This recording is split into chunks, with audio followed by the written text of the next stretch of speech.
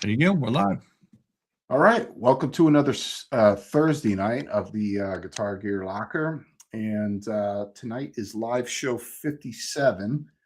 And tonight we have a special guest, Chris from Skeletal Remains, and thanks for coming on tonight, Chris. I really appreciate it. And yeah, we're gonna Yeah. dig a little bit into your background and stuff like that, and into the band. And I guess we'll start off with. To go back in time and take us back to how, if you can remember how you got into music and what led you into picking up the guitar. Sure. Yeah. Well, first of all, thanks for having me. Stoked to be on. Yeah. Yeah. I'm trying to remember. I guess music's always kind of been around since I was a kid. Obviously with my parents, they'd be listening to Spanish music, and I have older brothers. I'm actually the youngest one, so I had older brothers and sisters, and they they were teenagers in the '90s. So I was listening to a lot of like when I was growing up, I was listening to whatever was going on in the '90s, whatever was on the radio. Um, and then I obviously had some influence from my dad. My dad was like a big classic rock fan, CCR, all the classic stuff, Led Zeppelin and Pink Floyd, Kiss, stuff like that. He liked he wasn't too knowledgeable, but he knew the music and he liked it, so he would put it. And that's kind of where I heard some of the stuff. I know CCR was a big one for sure. That was like he would play that all the time. So, but I don't think I mean, my brother's a guitar player, so he's kind of one of the big reasons why I picked up the guitar. There was instruments laying around the house. I remember that growing up. And he had his own band, and he would throw backyard shows. So I remember a little bit of that. I remember seeing like a bunch of people in our house, and there'd be bands playing. But yeah, I guess the like I think the biggest thing was that there was a guitar laying around because my brother was a guitar player, bass player, and I think I would see him play or something, and he might have taught me like a couple things. And this was back like in probably second, third grade that I tried to learn something, but I learned some little piece of like a song, and I didn't pay much attention. And then once I got into like middle school, going into high school, that's when I really started getting into actually playing and actually learning how to play the instrument. But yeah, I think a big part of the reason was because there was always music around. It's me growing up, whether it being Spanish music from my parents or whatever my siblings were listening to when I was growing up. Whatever was going on in the '90s into the 2000s. And obviously, yeah, my brother being a big reason. He's a musician, so like, I think a big reason I picked up the guitar was because of him as well.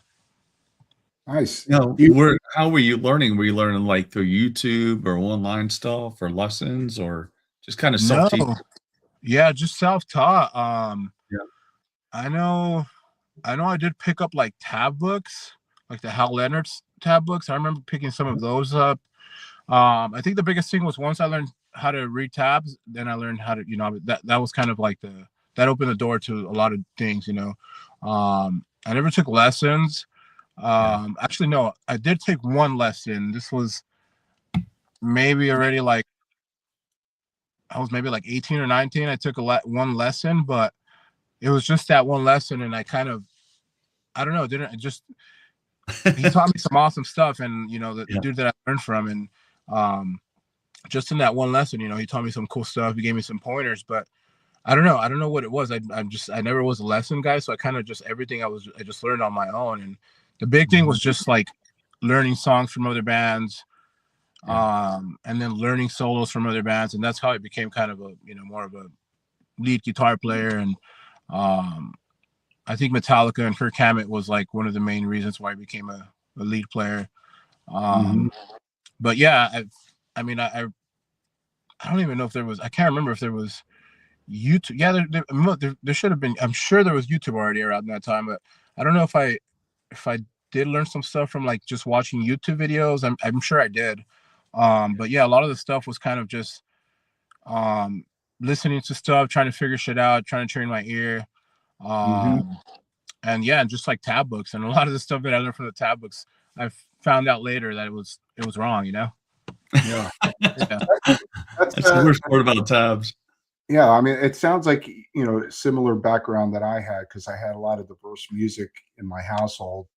And you mentioned CCR and Pink Floyd and, a lot of Spanish music. So when you were really young, was that some of the stuff that you tried to figure out first with some, like Spanish music or some early rock No, stuff?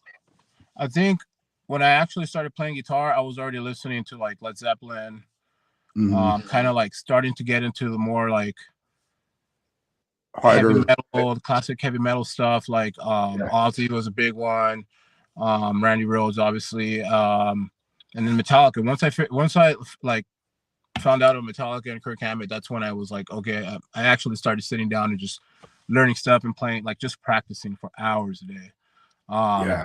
But I think from what I remember, like I think when I was like listening to like I remember Zeppelin being one of the big ones. I Mhm. was learning some of that stuff when I was like starting to learn CCR. Um, what else? Yeah, I'm trying to remember.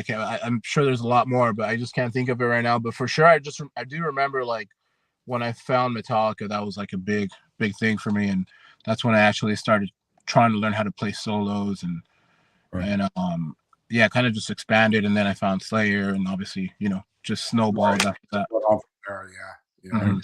So I you were pretty young too. I mean, obviously when you first started playing music then. Yeah, I started probably like around 8th grade, 7th grade, somewhere around there, Mhm. right before high school. And then another thing too was in high school, I met a lot of people and they were guitar players or musicians, and that kind of inspired me to like actually sit down and practice and want to actually learn the instrument like really well. Mhm. But yes, I mean, like I said, I think the first song I have ever learned was probably like in second, or I was just a kid, but it was nothing serious. I just learned that song and that was that. And then once I started like actually getting into it was like around 7th grade, somewhere around there. Mhm. Yeah. So was there like a music scene too around that was kind of inspirational too, like bands and stuff like that? You Yeah, started to. definitely. That's definitely started happening in high school. We started being like in talent shows, like with friends, and at school they would have talent shows, and we were like most of the friends I met, we met in music class, in guitar class, and they would have like talent shows, so we would jam and like play a bunch of covers, and then the whole backyard thing started happening. We started going to backyards, and then we started playing backyards. So yeah, there was definitely a scene. It was a super underground DIY type of stuff, and Right. yeah, I think definitely that did play a big role as well. Yeah. But yeah, I mean, yeah, I think in high school was like when when I started jamming with friends, and then the whole idea of like doing a band started to happen. And yeah, when we were like when in other bands that I've been before Skeletal, like we just started as like a cover band playing covers, and then same with Skeletal, it was just a cover. We like the reason it started was because we just wanted to play death metal covers and Mhm. jam some of the shit that we were listening to back in the day, and then it kind of started turning into like, hey, let's write a song and let's write another song, and then the first demo got written, and then it just kind of kept going after that. Yeah. Cool. Yeah. So obviously there was a band before Skeletal Remains. Like, did you join a band or you started a band yourself right uh away? I, I had a couple of little small projects that were nothing serious, just like bands with friends, like, we never, like I said, we were just like doing covers. Right. Yeah. Anyways, yeah, and then I actually, um, I was a fan of I was like during high school, I was getting really big into like I mean, I was already into the thrash scene, but there was a big thrash scene going on, around like 2006, 2007. It was Mhm. starting to blow up, especially here in LA, and there was a lot of bands going on, and there was this band Fueled by Fire, um, that I was a big fan of, and they announced that they had just lost their guitar player and singer, and one of my buddies knew that I was a big fan, so he messaged the band and was like, "Hey, I know this dude who he's a big fan of you guys. This fucking phenomenal guitar player. Hit him up." I knew nothing about this, and then I just got a call one day from the drummer from that band. He's like, "Hey, this is so and so." I was like, "What the fuck?" I thought it was a joke. And Right. they're like, we're auditioning people. Are you interested?" And I was like, "Are you being for real?" I thought it was just a friend like playing a, prank on me. But yeah, so I went and I auditioned for that band and I joined and I went on my first European tour and I pretty much dropped out of high school from there and I've been touring ever since. Nice. Right Yeah. into the fire. Yeah. I got in it pretty young, and Yeah. so I did that band for a couple years, and then this whole idea of Skeletal, like I said, started with just me and a buddy, me and Mike, who started the band. Just kind of on on my downtime when I wasn't touring, because that band kept me pretty busy. I was touring quite a lot, at least 2 or 3 times a year, and yeah, just playing a lot of shows and. So I was pretty busy with that band, but when I had downtime, being back then, I had no kids, I had all the time in the world. So it's like when I'd be home, I was fucking bored, and we'd just get together and jam, me and Mike, and that's kind of how the idea came. Like, hey, let's start jamming these songs, and then we started writing songs, and that's kind of how Skeletal Remains was born, and.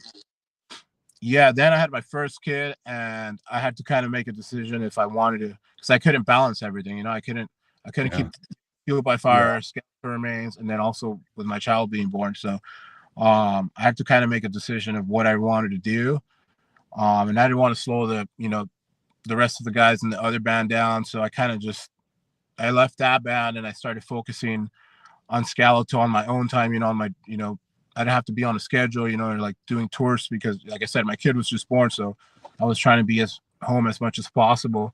Right. Yeah, and then Skeletal kind of just started taking off, and yeah, that's kind of how that started. Yeah. So when you started Skeletal Remains, was there kind of a kind of like a musical vision that you had right away, or was it something that just kind of developed over time? I mean, it's definitely developed over time for sure. I think when we started, we were just trying to sound like our favorite bands from the '90s. We were literally ripping off. I mean, we still do that, but we were ripping off every fucking awesome band out, like all the '90s bands. Gorguts, Incarnate, Death, all the classic stuff. And yeah, I mean, we were kind of just, especially like here in LA, there wasn't really like a band that was doing that. You had like Sadistic Intent, which is a classic, but no one was really doing like the Florida death metal style of sound, and that's kind of what we were going for. We were trying to do that kind of sound, and at least here in LA, there wasn't like many bands doing that. Now it's fucking crazy. There's bands like every other weekend. There's a new band popping up, but yeah, we were just kind of going for that sound, and with each record, I think we started to develop a little bit more and more of our own sound, and yeah, that's kind of where we're at now. Yeah, you're right about LA, because aside from Sadistic Intent, and then obviously Slayer early on, and Dark Angel and stuff like that, it didn't have too many like super dark bands like that. Yeah. And so yeah, that's interesting how you guys came out of there, playing the style that because I hear a lot of like Morbid Angel vibe, but you guys got your own stamp on things, Yeah. but and also you guys didn't try and because there's this like resurgence of trying to like play the old school style, but there's that influence, but you guys are still when I listen to your records, you're still trying to push the envelope. You're not trying to just be sound like you're from 1980 or something like that. You're musically pushing boundaries, trying to push further as a band. And I think I like that's what I like to hear. I like to hear bands that are just kind of doing their own thing and trying to continue to push forward instead of just trying to copy what was done a couple decades ago. It's like a new flavor of the '80s style. Yeah, I mean, like you said, oh well, you have your influences, but and you can't escape your influences, but but along the way, you kind of find your own way of doing things, and I think most musicians, like like myself in the '80s, where I had my influences, but I didn't want to. I wanted to create my own thing, and Yeah. But at the same time, you can't escape your influences, one way or Yeah, another. definitely. Rock music in general, it's just a circle, Yeah, a definitely. song, if that makes any sense. But Yeah, yeah. So, what year did you guys start Skeletal Remains? yeah. I want to say, well, we normally say it's 2011, but recently I was looking up, I was like going through the files on my computer and I found some stuff that was older than that. So I'm not really sure, but I want to say like 2011, 2010, something like Mhm. that was when we started. But like I said, when we first started, it wasn't anything serious. So it was just like friends getting together and jamming. I don't think we started actually getting serious till the first demo dropped, and that was around 2011. Right. Right. Right. Yeah. And were you singing then too, like right off the bat, or? I was, yeah. I was singing then, not by choice. Originally, and like I said, it was just two guys, so me and Mike. So originally the plan was for both of us to sing, to kind of like share, um, the vocals. And he was married at the time, so when we started recording the demo, he had a lot on his plate, so he kind of backed out. And before we Mhm. got to the vocals, I ended up just doing them all myself. And the plan was to, I mean, originally my plan was to find somebody to do vocals, because I didn't want to do vocals. I'm a guitar player, that's kind of, I wanted to just focus on guitar. But yeah, it just didn't work out.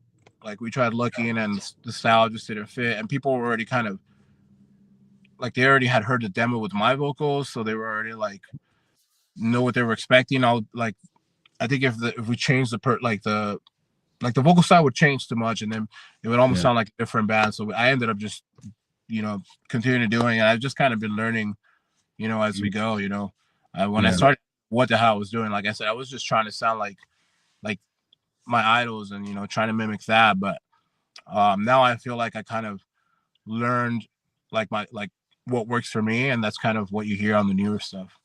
Yeah. Right. Yeah. Was that a difficult transition of like singing and playing? Because I know for some guys it can be, It was, trying to. yeah. I mean, it still is, to be honest. There's like, it's not an easy job for sure. I mean, there's definitely like, I still struggle with things, and especially like anytime because it seems like every time we write a new record, it just gets more and more intense. So trying to like sing over like some really intense parts, it's definitely hard. But with time, I practice, like Yeah. I'm able to Yeah. pull You're it off you're live. you're not playing like obituary, type riffs. It's not super primitive. Yeah. So, Right. it's not an easy task to play, more progressive type music and singing at the same time playing guitar. Yeah.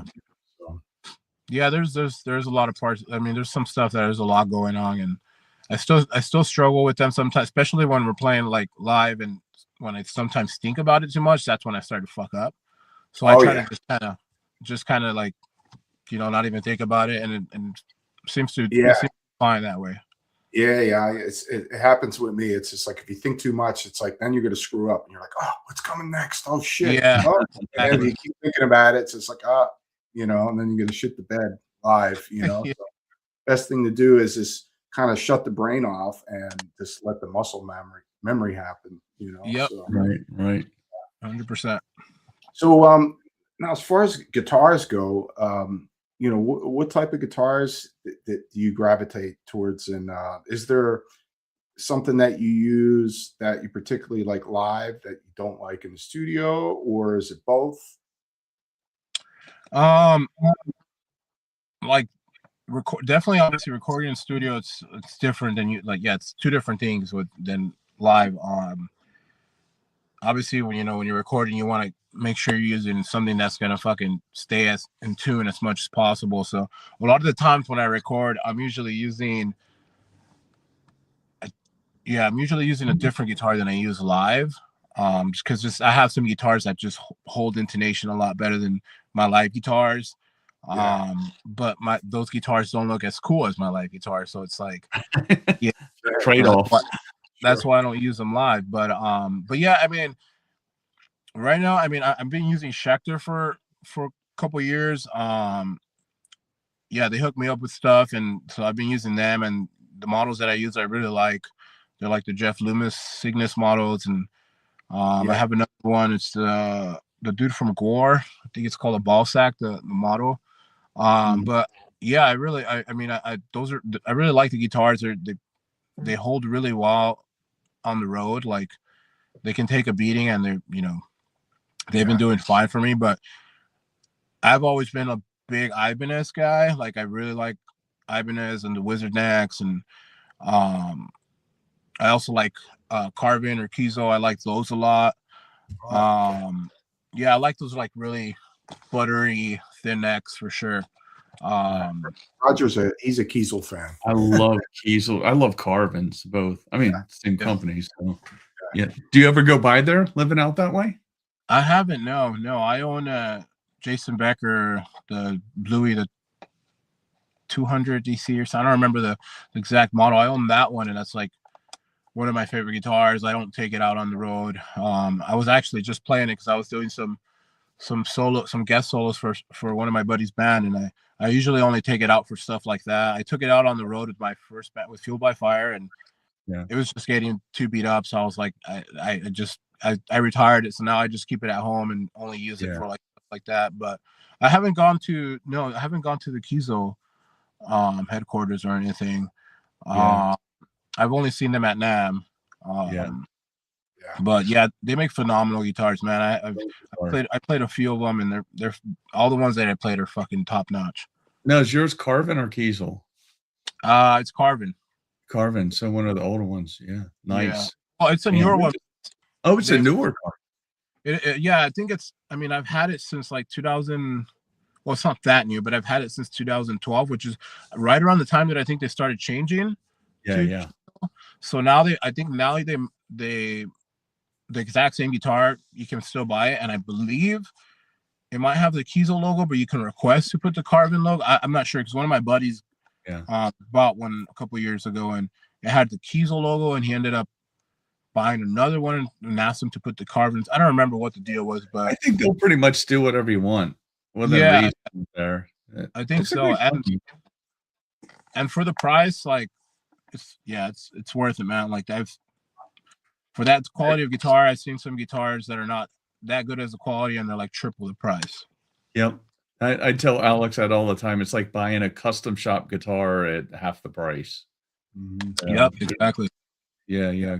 Good stuff. And Schecter's out in LA too, I think, right? Yeah, they're in Sun Valley. I've been there a couple times. I've gone there to pick up a couple guitars.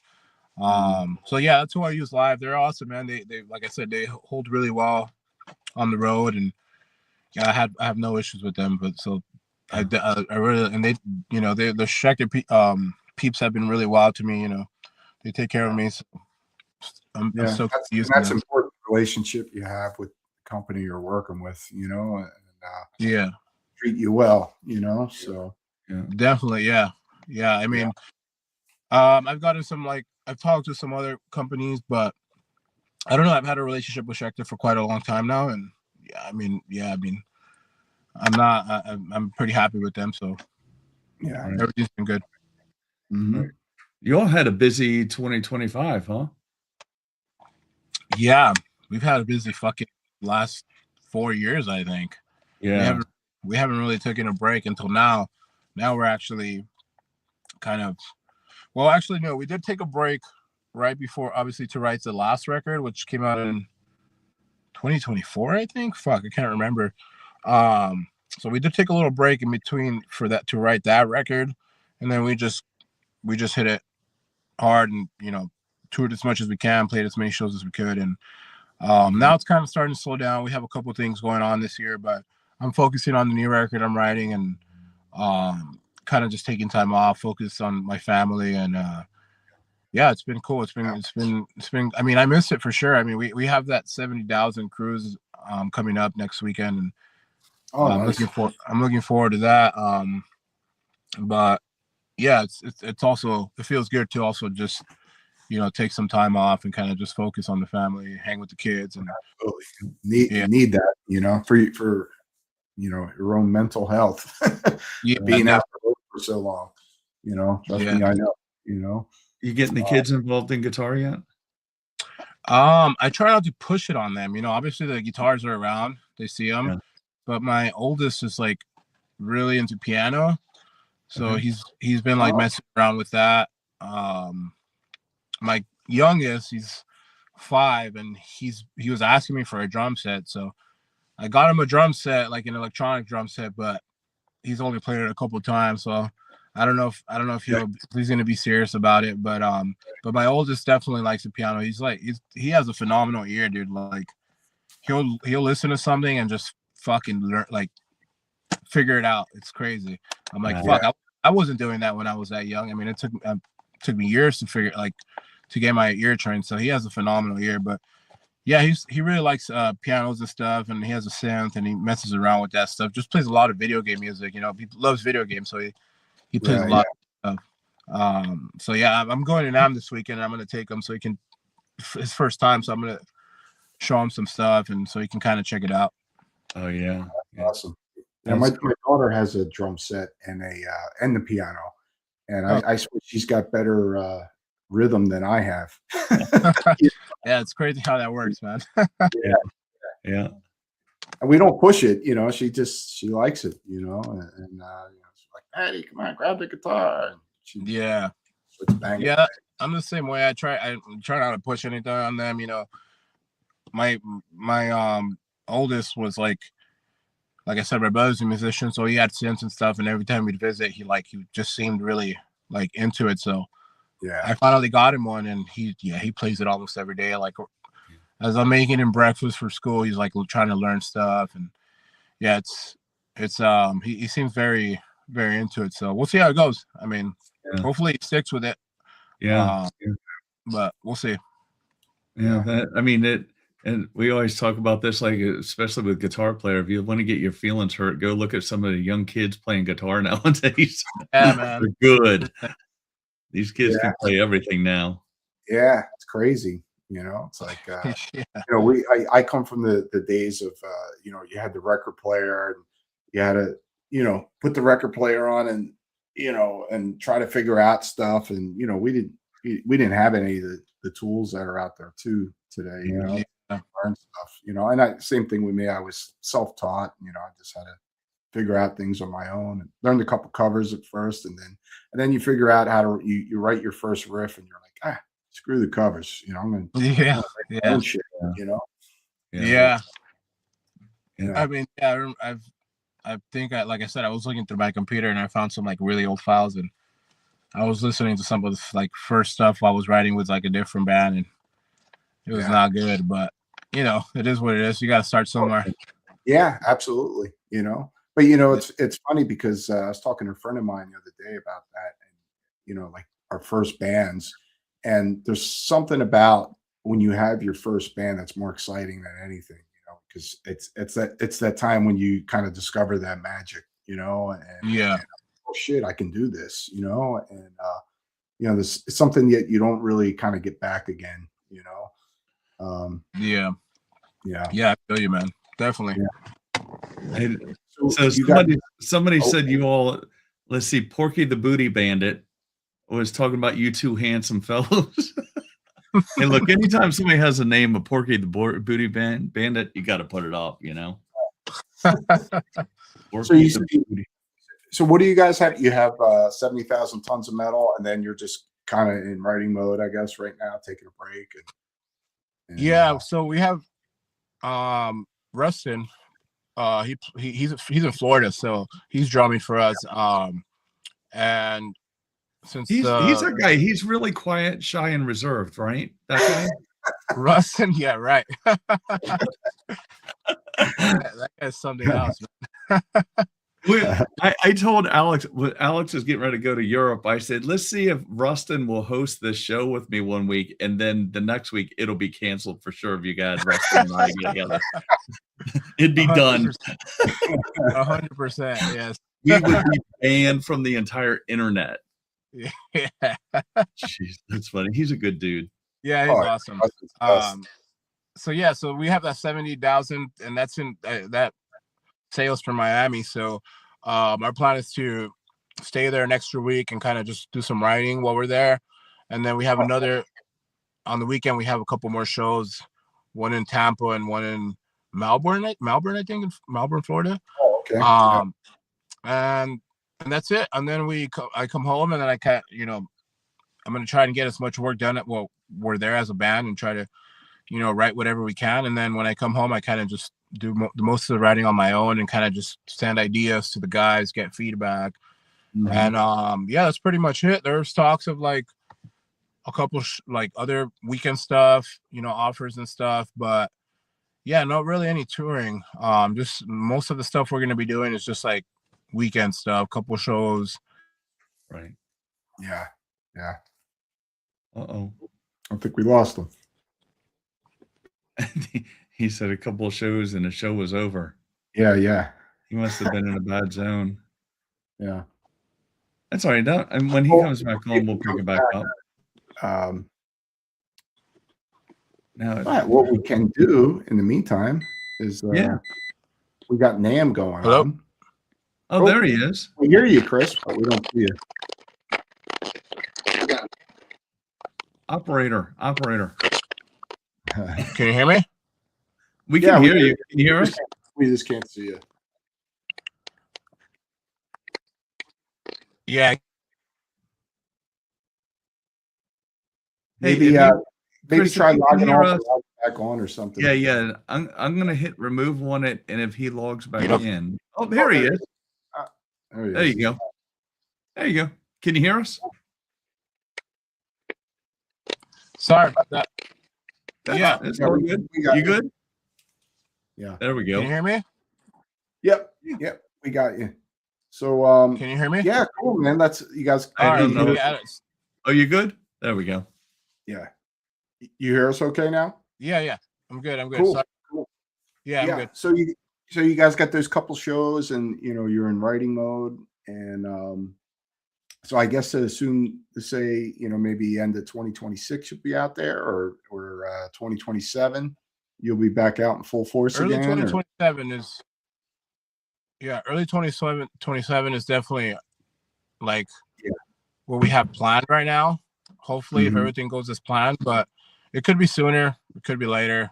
But yeah, we're like in the beginning of writing. We have like 2 songs that I have in my pocket, right in my back pocket, and then it's still all just rough. That's where I'm going. We're gonna stay there a couple extra days in Florida, just so we can all be together, kind of go over everything, and then kind of see if we want to keep them how they are, or rearrange shit. But yeah, man. Like I said, I'm kind of not trying to rush things. I'm just gonna take it slow and let things flow, and not. Yeah, I've done a couple, few of our records. I've kind of tried to just get the music out and rush things, and maybe that works good. But this time I just want to kind of slow down. And it's funny. I've found over the years that there's no real formula. You think like, all right, I'm gonna really spend the time and perfect everything, or it's sometimes rushing. Sometimes some of the best comes out that way. It's strange how that works, Exactly. Yeah. So I don't know. We'll see what happens. I'm gonna try to, take like time crunch as much as I can while we're in Florida and see what can come out there.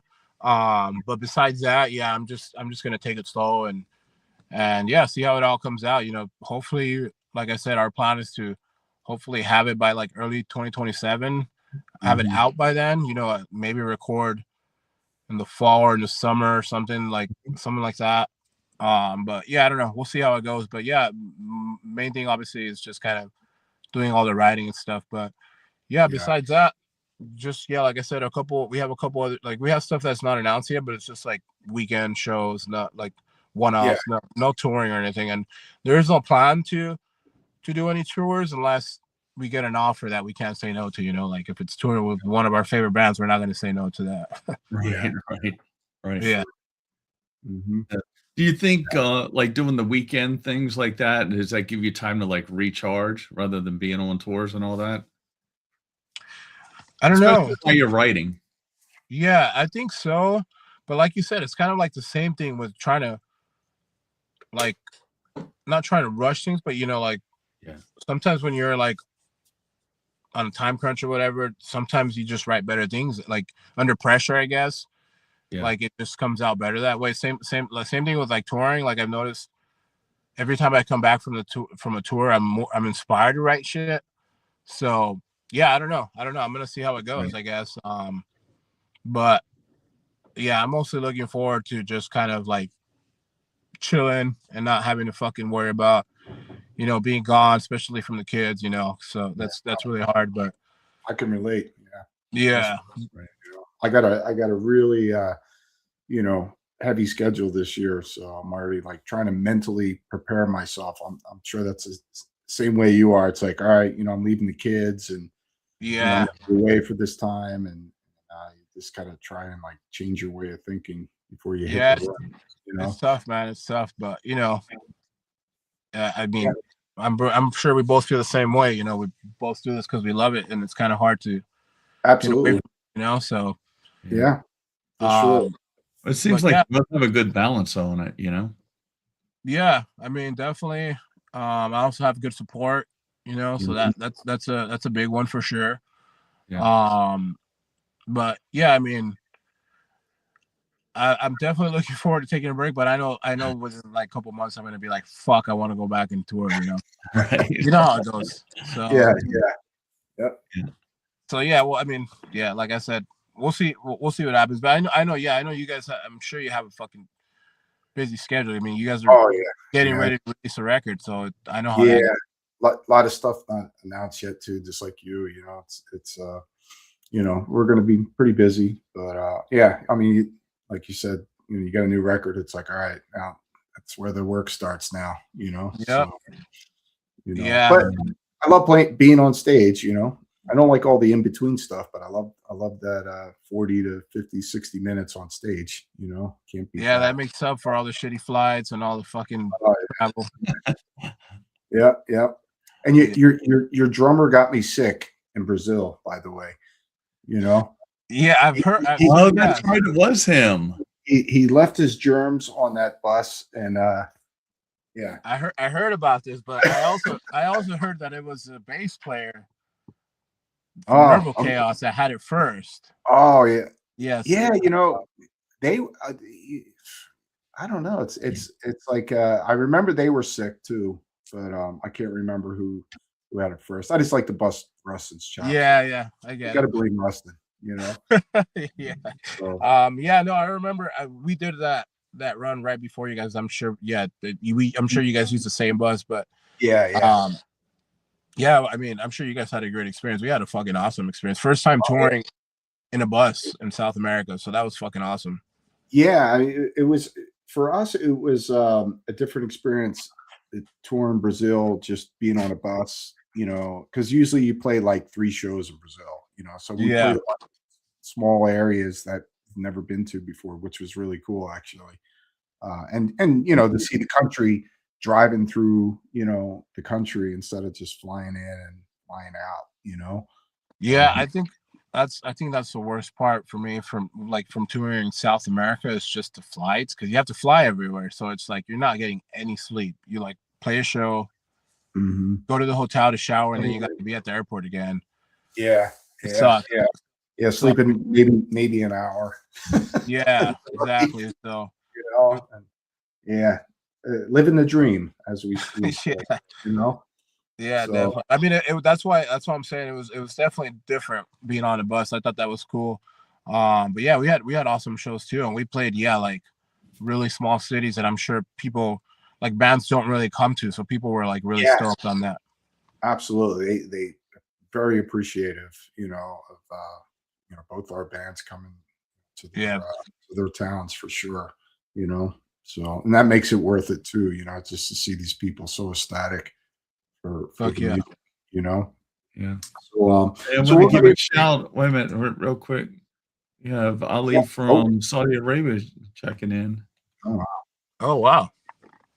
Yeah. That's Oh, awesome. wow, we get somebody from some other, Yeah, I'm beginning to think that when they all shoot in, all those comments shot in earlier when y'all first started talking, I think that has to be bots Oh, that's definitely because they not, just like, not that one, maybe, but the other yeah, ones. the last couple have been normal ones. You can kind of tell when they're normal and when they're bots. So, Chris, if you want to stick with us, we're just going to kind of go over a few new guitars that have been unleashed. All right, so Chris is going to NAMM. If you're a nerd like us, you're Yeah, going to NAMM. what are you looking at, NAMM? We'll pull it up on the screen. What are you interested in? We'll critique it. I mean, definitely guitars. I want to check that out. I want to check out this new synth that I believe is going to be displayed there. Okay. It's I think it's called Orchid something. It's like a dude from this Australian band Tame Impala. It's like just pops, kind of psychedelic stuff, and he's releasing his synths, and I've been looking at it for a while, and my kid wants to check it out too, so I'm definitely gonna go check that out. But yeah, I definitely always like to check out the new stuff that all the big brand guitar like the big brand guitar companies are releasing or whatever. And yeah, sometimes I just check out, it's like a big guitar center, so I'm just like walking around checking out even like smaller boutique companies and shit. So yeah, it's cool. And like I said, it's my first time taking my kid, so I'm sure he's gonna enjoy it because he likes that's gonna be fun, man. Oh yeah, name's great, man. I it's been quite a few years since I've been there. Hopefully, 2027. Yeah, man. We both need to get out there next year. Yeah, sure. This year's not in the cards. All right, I'll throw your I know Alex wants to talk about ESPs. Yeah, let's see them. All right, let's pop them up. No. So what do we got? There you go. All right. So these are the E2s, I guess, right? Yeah. These are the E2s, right? Yeah. Nice. Well, I already see the one I want. Right there, right? This guy. Yeah. You wanted the black one, right? Yeah, yeah. So Tony, if you see it, I'm going to be talking to you very soon. I must have it. We have some. ESP has a new E2 Maverick. Yep. Frank, you knew he was zoned in on that already. I don't know. So, Chris, we were talking about this before you jumped on. I don't know why they don't put Fishmans in them. Are you a Fishman dude? Yeah, I like Fishmans in those kinds of guitars at least. Okay. So, and it seems like with the Mavericks, they put Seymour Duncan's passive in both of them. Yeah. So what are you using pickups wise? I didn't ask you that, Chris. 8185's classic. Oh, 8185. Yeah. I've tried the Fishmans. I think I want to say one of the guitars I bought had some Fishmans, but I don't remember what model they were. But they were just really bright, like too bright for me. I couldn't get into them. But maybe I tried. I mean, I'm sure if I try another one, I might like them. But yeah, I don't know. I kind of have always stuck with the classic 8185. I used Seymour Duncan Blackouts for a bit. Those were cool. But yeah, now on all my guitars, it's just 8185. It's just right. So you're an active guy, basically. Yeah, definitely. Yeah. I used EMG for many years, and I was actually going to switch to passive pickups, and I stumbled upon Fishman by accident because I'm sure it's the same with you over the years.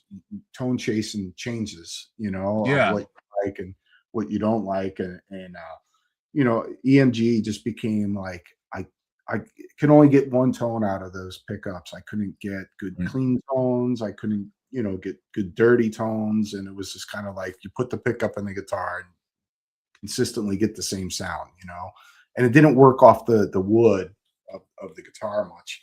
So I was going to switch to passive pickups, and then ESP sent me 2 guitars to keep in Europe, and they had the Fishmans in there. And I plugged it in. I was like, wow, this is like got the power of an active, which I wanted, but the diversity of like a passive pickup. Yeah. And so, but yeah, they can be a little brighter, but it depends on the guitar too. Yeah. They have certain guitars where they all have the same Fishmans in it, but they're like super dark sounding, because it's just the guitar, Yeah. When some of it is the playing style also, because Alex, I always say the 81, 85 sounds kind of ice picky sometimes, but I had a guy come in here and he had his original 80s guitar, and we rebuilt it, and I put a 85 and then a single, and he's a Nashville session guy, so really, really accomplished player. And he was playing clean on my EVH Stealth, and he was playing Somewhere Over the Rainbow, and it was one of the most beautiful guitars I've ever heard, and it was an 85. Wow. Like, playing clean. Yeah, I was blown away by how that thing. What's that? 85 in the bridge? Yeah, 85 in the bridge, and then it's called their SASA. Yeah. Because 85,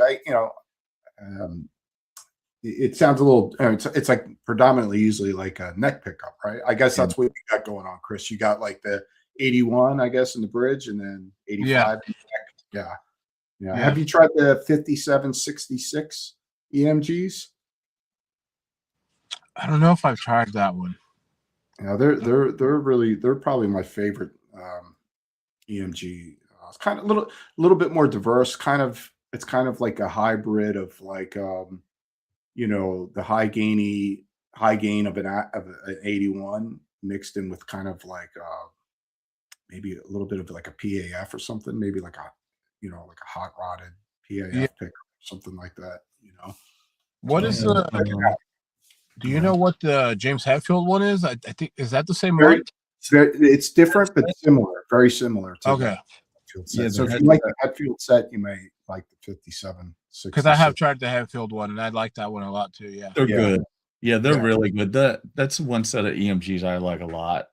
So So let's see. The Fishman Modern Voice 2 sounds like Seymour Duncan AHB2. And then we have somebody named Stinkerate. Wow, aren't you special? Stinkerate. Okay. It's Stinkerate, but whatever. Or Sinkarati. Yeah, we are special, fucker. Whatever. I hate these trolls that get in here. So it used to be normal guitar people. When you look at it, you look at like a computer screen orientation, but YouTube starts kicking it out to people on phones. And then you get Stink Karate or whatever the fuck he is in here saying stupid shit. Stupid fucker. If he's even a real person, Right. I don't know why, man. I have no patience for them whatsoever. I don't know why. So you're heading out to NAMM tomorrow? No, I'm actually just going Saturday.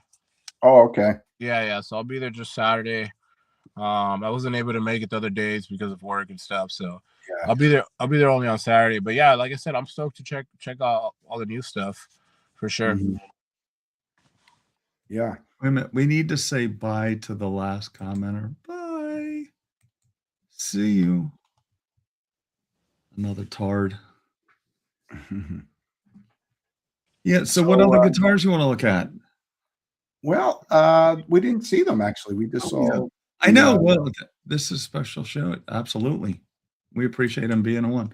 I can put those back up there. I know you had more you wanted to talk about. I just didn't want to show when y'all were talking about other things.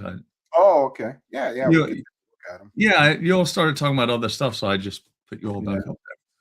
So what do you think? Well, of course, I love the Maverick. My first ESP is the Maverick from the late 80s. And still like pretty much my favorite guitar, except it's retired. So it's nice to see them put out a E2 Maverick, which they haven't done. I don't think they've never done that actually. It's always been the custom shop. So I gotta have that guitar. Super comfortable body, and I've never seen a neck through body Maverick. It's always bolt on. So I don't know if you're too familiar with ESPs or not, Chris. But, yeah, I mean, I know some of them. I know the Arrow. I I know the E2s I've tried at least are fucking phenomenal. Yeah. Those are the Japanese. Those are made? Japanese right there. Yeah. So E2 is I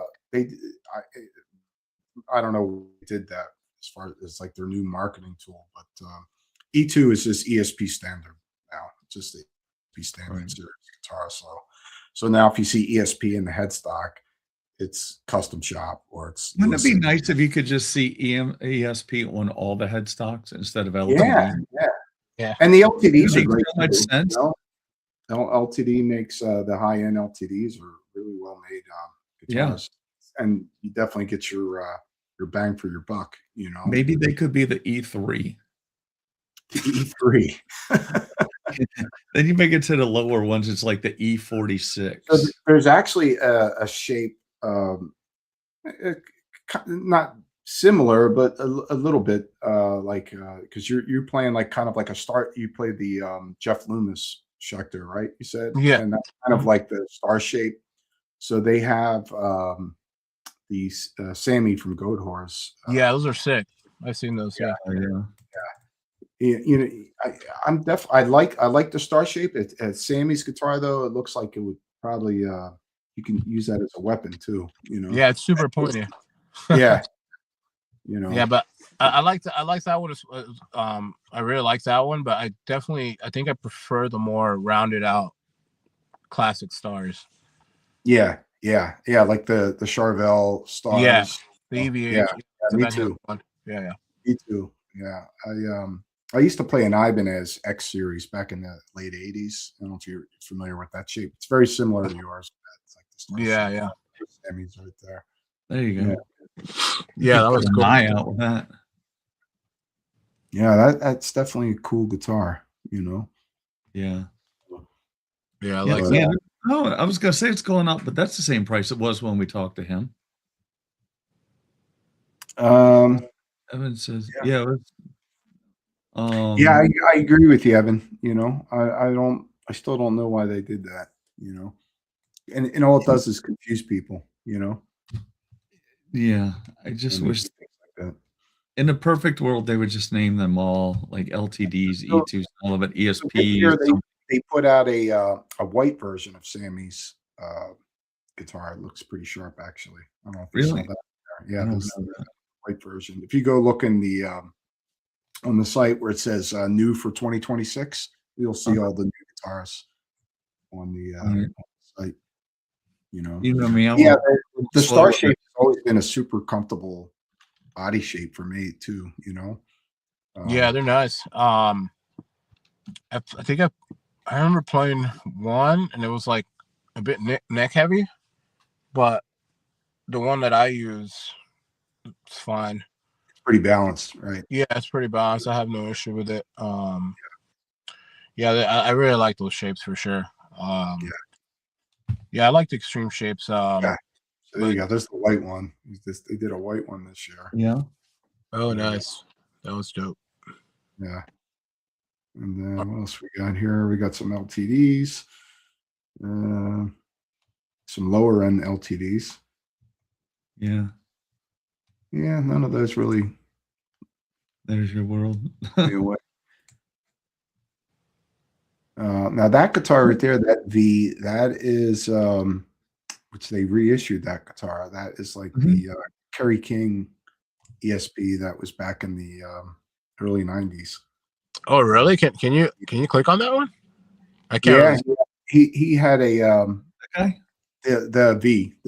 I remember him having like a yeah red and black So one that with the shape- hot. Yeah, The that shape was originally the Kerry King signature ESP back in the early 90s when he was with ESP for a little while. Oh, And it really? had like a banana headstock on it, you know. Like the hockey headstock. Yeah. Yeah, I know exactly the one you're talking about. It's such a sick guitar. Yeah. There's a question for Chris. What pedal and amp do you use for Skeletal Remains? Amp is Angle. I use a Powerball 2.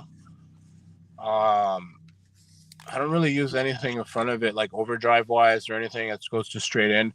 The only thing that I have in front of it is like a wall. and then I through the effects loop is like a boost, solo, delay type of thing.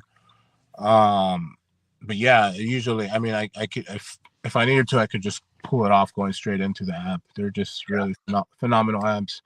That sounds like my setup, straight in. No distortion pedal, just gets in the way. Yeah. I mean, there's amps that I think does help tighten it up a little bit, but with the angle, it's just perfect out of the box. You don't need it. Sometimes it's overkill for it. Like I've tried a couple overdrives that just make it sound worse than it did before. So yeah. If you got a good high gain tube amp and quality instrument, and that's all you need.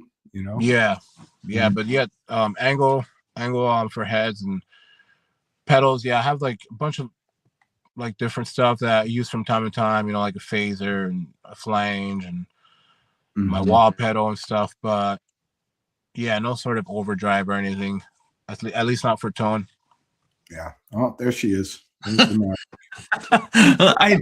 knew I could get Alex to have a squirrel moment just by putting that up. He's like, what? I was actually surprised to see them put these guitars out. So, yeah, that's a cool color, man. Yeah, I really love the home single configuration. So it's like you can get the fatness of the Les Paul and the strattiness of the single coil. Man, $3,200. That's up there. Yeah, man, we're rocking on with these prices, aren't we? Yeah. All right. Do we want to go to Schecter? Oh, what? So I was going to ask you all this. What do you think of these flip-flop colors for metal? Yeah. I don't know. It's interesting looking, I guess. I don't know. It doesn't go with that guitar, does it? It just reminds me of a car. Yeah. Oh my God, you're reading my mind. Yeah. I was thinking the same exact thing. Like it looks kind of cool on a guitar, but on a car. But even that gets kind of old after a while. Yeah. Yeah, I don't know. I'm not there with the. I did. So I'm guilty of painting a guitar that color, but just to see if I could do it. Right. And I'll never do it again. Yeah. I may never paint a guitar again because I hated the whole process. Oh, wait a minute. Yeah, is ESP still doing Michael Romeo? Is he still with ESP? Do you guys know? Oh, I think he's been gone for a while. I think he's with Comparison, is that the one? Yeah, Comparison. Yeah. They're good. Oh, wait a minute. I'm sorry. Yeah, King of Low Mid Sounds. Yep. Yeah. Heavy amps. I like the what's the Richie Blackmore model, the angle. It's a really good. Oh, Friedman too is nice too. Savage. I think that maybe that's it. I'm not sure. I can't. I know which one you're talking about, but I can't remember right now off the top of my head. Yeah, Angles. It's good stuff. I've used them in the studio before. Great amps. Yeah, they make some really quality stuff. Man. They're actually part of ESP now. Right? Yeah. Yeah. Some of these don't really. I like the Mick Thompson's kind of interesting thing he's got going on. Not just the same guitar he put out last year. It's just the black version. Yeah. So, for Chris, we need to look at Schecter, right? Yeah. Yeah, I don't know if they're dropping any. They're not. They haven't been at NAMM for like the last 3-4 years, I think. Oh, really? Oh, yeah, wow. they haven't. They have, or at least they have like private booths, but they don't have any display booths or anything anymore. I remember back in the day, they would like hold really cool parties and shit after NAMM. They were usually the ones throwing like big parties. So yeah, I remember going to a couple of them. But yeah, I don't really think they do. Oh, there you go. Alex, you're not going to believe this. This has nothing to do with guitars. If I'm not mistaken, I bitch every week about it's too hard to add things up there and share it. I think they made it easier. I just stumbled on it. I was like, wow, that was easy. Usually I have to hunt around, look like an old man, look through my bifocals and shit. Yeah. So what do y'all think? I don't know, man. the headstock with that body, it's just kind of a little weird, you know. The split, you I'm know. not there. Yeah. Boy, a lot of Sustainiacs, huh? Yeah, they do those a lot for some reason. Yeah, I've seen a lot of those lately. Yeah. Oh, so that's just And they're affordable. that's a sharp flame top, though. I'll tell you that. Yeah. Did you see the there you go, $6,000. 6,000?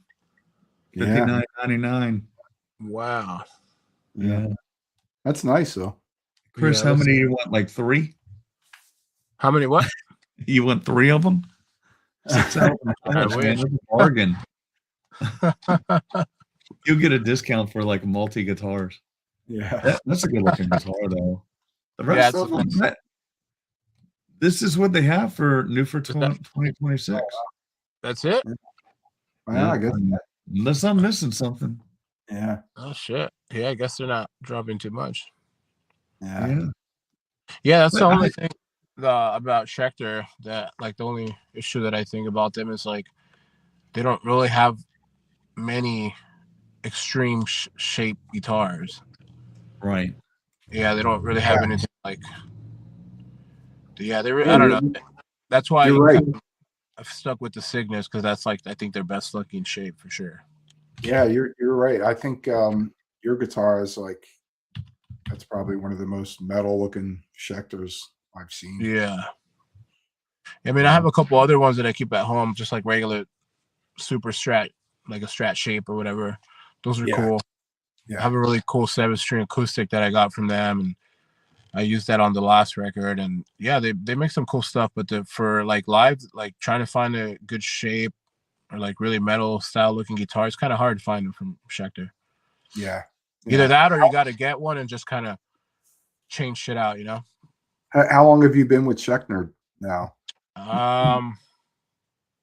Maybe like 7 years, 6 years, Mm-hmm. maybe more. I'm not sure, to be honest. Yeah. I think I started working with them like right around when they dropped the Cygnus, because that really caught my attention, and I was like, oh, I really like this Jeff Loomis model, and I think that's around the time I started talking to them and kind of started working with them. Yeah. And now he's with Jackson. I think he's been with Jackson. Well, I own some of those Jackson signatures. They're nice. Oh, yeah. Wait a minute. Yeah. Do we have to go to Jackson now? Let's see what they have. Yeah, I saw today a video from them. The custom shops are pretty off the hook. Charvels and Jacksons. Oh, what they have on display, you mean? Yeah. I saw a video today. Nice. Some really nice Charvel and Jackson custom shops. I don't know if it's going to be the same this year, but last year when I went to NAMM, I think it was last year. It might have been 2 years ago. Anyways, it seemed like everything was really different. Like they didn't really like. Normally, I remember the year before that I went, which might have been a year or two before that. It was how I remember, where you can kind of just walk around and look at all the, the guitars. It seemed like you weren't really able to do that. Like you had to make appointments and shit like that. Like I don't. Yeah, because I know ESP did that, and it was only the artist could go in, and if you weren't an artist, you had to have an appointment to go in. Yeah. So I remember they changed that, so that was a little weird for me. But I don't know if it's the same thing this year. I'm not really sure, but hopefully it is. I didn't know. So now it makes sense. So I've been getting like Music Nomad. I got something today from Ernie Ball, and it was emailed to all of us that are dealers saying, hey, here's your appointment schedule and all that kind of stuff. So I think they are still doing it. Oh, really? Sure. But did you notice if it was any smaller, like as far as the attendance wise, Chris, or was it still as big? As far as it seemed about the same from what I remember. But yeah, I'm not 100% sure. I don't even know if I was paying attention to that, but it seemed kind of similar to. The only difference that I noticed was that I couldn't like really check a lot of stuff out because you had to just kind of make appointments. So I mostly hung out at like a buddy's guitar, like he has like a smaller guitar company, and we kind of hung out there and checked out his guitars and stuff. Yeah. Cool. Jackson doesn't have, well, I mean, all they have is their 20 or new arrivals is what they have. I just saw a video from her channel, like walking through NAM. It was actually Zoo, Zoo, Yeah. So I'm hoping I purposely haven't been looking at a lot of stuff because I know our weather's going to be pretty crappy here this weekend, and I figure I just sit in front of a computer and veg on NAM stuff. Yeah, so we're getting hammered with super snowstorm here. So you're lucky to be on the West Coast right now. Oh, really? You guys? Yeah, we're going to get hammered. It's not going to be good, and then next week is going to be cold. Yeah, in the single digits. You guys are in Florida, right? Virginia. We wish. Yeah. Oh, Yeah. where are you? Sorry, I didn't We're hear. just south of DC. Oh, DC. Yeah. Virginia. Yeah, Virginia. Oh, okay, Virginia. Okay, sorry. For some reason, I thought you guys were in Florida. If we were smart, we'd be in Florida. Cool. No, because I was just wondering, like, wait, I got to go there next week. It's not going to be snowing there, right? What the fuck? Yeah. Well, actually, it did just snow in Florida this past week in the Panhandle. Really? Yeah. Oh, wow. Oh, I didn't know that. Not what we're getting ready to get snow and ice in like a high of 20 next week. Yeah. Which is not every day for here, and people go nuts. And then the following week I head to Europe, and I'm going to be in Scandinavia and all these freezing places. So that's going to be fun, Shit, man. Well, we're going to get you ready for it next week. I will prime you. I will be hibernating on the bus in the venue, and I won't be going anywhere else. Sounds relaxing. Yeah. Anybody have any questions before we wrap it up? Anybody in the? They haven't been very active in the comments tonight. I see one guy here. What's he say? Doesn't ESP have those artist guitars? Oh, wait a minute. Did I miss that? Artist guitars. Maybe he needs the Expedition series, which they do. Oh. I did see some of those. Those guitars are like 15, 20 grand starting at. What the fuck? Those things are like pieces of art. Have you ever seen those ESP? They're called the Expedition series, Chris. No, I don't think so, but that sounds insane. 15, 20 grand. They're the most beautiful guitars you ever seen, but yes, starting at 15, 20 grand. And, they're ridiculous. That's insane, man. Yeah. I can't find them. It sounds like a bargain though, right? ESP's pretty hush. They haven't let any videos up out of the I guess of their room. So yeah. I mean, are they posted up somewhere? I did see somebody leak some of the. Oh, so you can't. It was like a leak of some of those guitars that they. Yeah, so every year they do these Expedition series, so they only make a few of them, and they're by their top luthers in Japan or whatever, and they're literally like works of art. Yeah, they're just ridiculous, and some of the woods that they combine, and it's just insane, and the hardware that they make, and it's ridiculous. Yeah. If I had one of those guitars, it would, it's like I want to play the thing. It's like I'd be afraid to touch it. Yeah, fucking same. So, fucking yeah. I don't know. I think you can get these guys to make you anything that you want for a fraction of the cost. What is this? Kiesel. Oh, Kiesel. Okay. Oh, okay.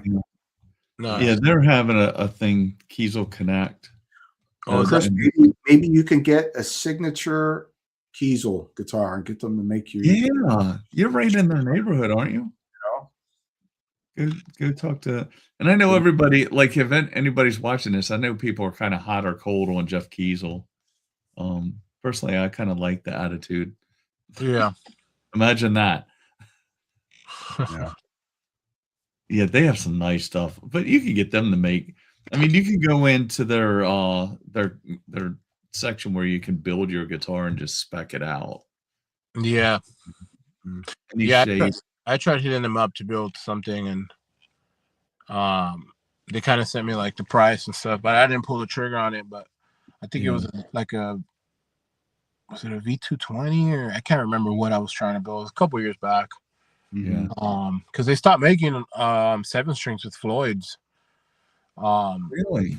I didn't Yeah, know that. I did. I think most of the 7-strings they make are not. They don't have the Floyd's. Like you can get them custom made or like your own. You know, but they don't have any lines with Yeah. the 7-string with the Floyd. At least not what I remember when I had messaged them about possibly working with them. That was a big deal breaker for me. But shit, so I keep slipping. Cool. Yeah. Well, is there anything you want to add, Chris, before we sign off tonight? Not really, man. I mean, I guess just thanks for having me.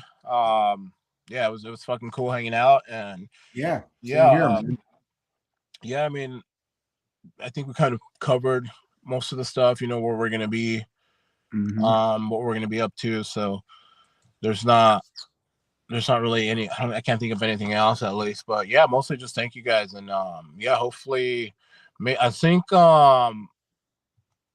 you're coming to LA at in March or something, right? Yeah. I will be there in March. March, yeah, for that. Or April, no, May. Well, May, yeah, okay. April and May, because we start out there, and then we end at the Palladium, I think. Yeah, nice. So yeah, man, hit me up, dude. Let's hang for sure. Yeah, definitely, man. I think the LA show is the last show of the tour. So cool, man. Yeah, hit me up or whatever. I'll take care of you or whatever. If you want to come out. Fuck yeah, dude. You know. Hey, before you all go, have you all checked out the new Monstrosity? I have. Yeah, sounds good, man. I did check it out. It was good. Lee Harrison, man. You know, he's a very super long time friend of mine from before Monstrosity, actually. Really nice. Yeah, we got to tour with him when he was doing Terrorizer with him and Pete Sandoval. Oh, nice. Yeah, so we got to hang out with them, and it was fun, man. He's a cool dude. Oh hell yeah, he's the man. Yeah, Monstrosity is it's killer. Yeah, I checked it out yesterday actually. So fuck yeah. Yeah, if you want to hang for a second, Chris, we're going to wrap this up. Cool. All right, everybody. Thanks for joining us. Like and subscribe wherever it is on your screen, and we'll see you next week. Yep.